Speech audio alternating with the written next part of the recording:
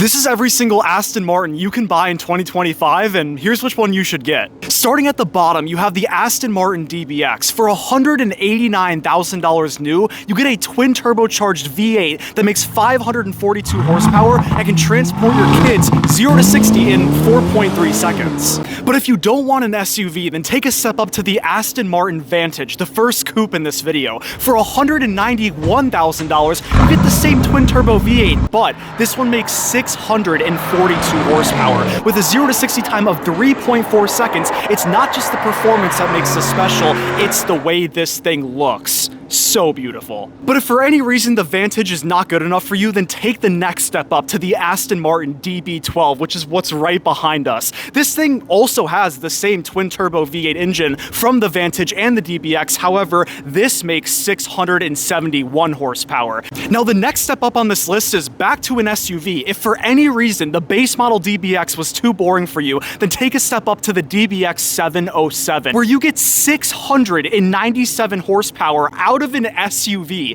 This thing has a 0 to 60 time of 3.1 seconds. You can get your kids to school in half the amount of time as the base model DBX. However, if you want to spend more than $250,000, then take a step up to the Aston Martin Vanquish. This thing costs $432,000, and it gives you a 5.2-liter twin-turbo V12. This thing makes 820 horsepower and has a 0 to 60 time of just 3.1 seconds. But if you thought that was the top of the food chain, you'd be wrong, because at the very pinnacle of Aston Martins, you have the Aston Martin Valhalla. This car also has a twin-turbo V8, but the real trick here is it has 3 electric motors, bringing its horsepower up to just over 1,000, giving it a 0 to 60 time of 2.5 seconds. I figured I'd mention that just in case you have a spare $1 million laying around.